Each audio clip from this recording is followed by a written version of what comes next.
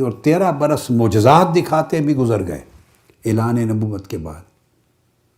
تو اتنی بڑی آبادی میں 400 سے کم لوگ تھے جو آقا علیہ الصلوۃ والسلام پر ایمان لے آئے تھے.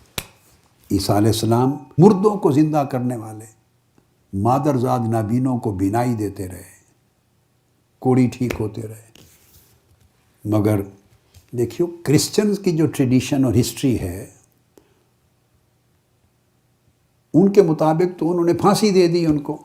قرآن نے نو کر دیا کہ غلط ہے یہ الزام.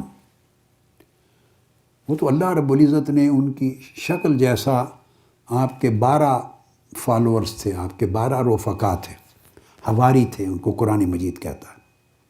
پختہ رفقا 12 تھے، آپ کے اصحاب، آپ کے حواری، مددگار، کل 12 تھے جو کمرے میں آپ کے ساتھ استقامت کے ساتھ جم کر بیٹھے تھے. کل 12.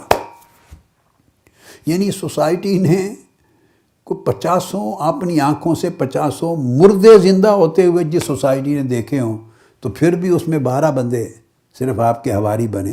ذرا آپ اس سے گیس کریں انسانیت کی نفسیات کا.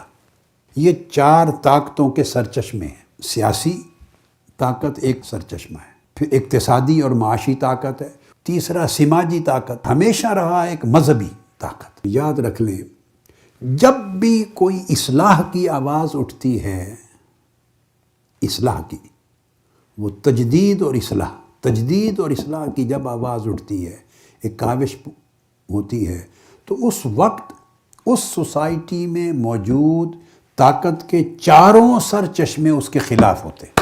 تاریخ انسانیت میں جب بھی تجدید دین، یعنی اگر انبیاء کا زمانہ تھا تو جو دین، جو مذہب، جو تعلیمات وہ دے کر گئے اس کو بدل دیا گیا، تو اگلے پیغمبر نے آ کے اس کی تجدید کی یا اصلاح کی. یہ جو نعرہ ایک لگتا تھا نا، طاقت کا سرچشمہ عوام، یہ کہتے ہیں نا کوئی سیاسی لوگ، عوام طاقت کا سرچشمہ ہے. عوام وغیرہ کوئی نہیں ہوتے، عوام کو ہر کوئی ایکسپلائٹ کرتا ہے. تو دراصل ایکسپلائٹ کرنے والے یہ 4 ہوتے ہیں.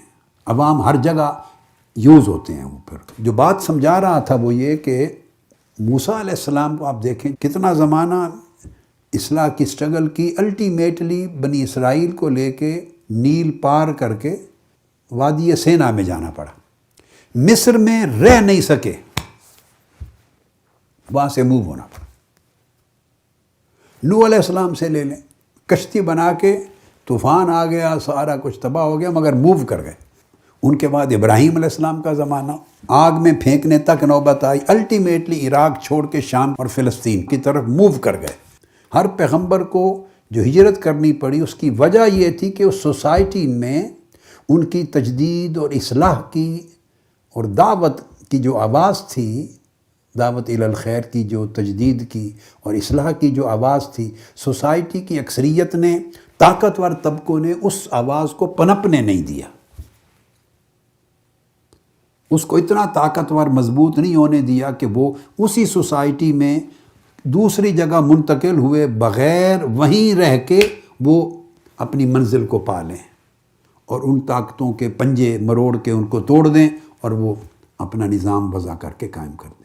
اور یہی عمل آقا علیہ الصلوۃ والسلام کا الٹیمیٹلی میں نے بتایا 53 برس جب گزرے، 40 برس پہلے کے، 13 برس بعد کے اعلان نبوت کے بعد، تو 400 سے کم عدد تھا جو اتنے بڑے معاشرے میں سے یہ سب کچھ دیکھ کر آپ پر ایمان لائے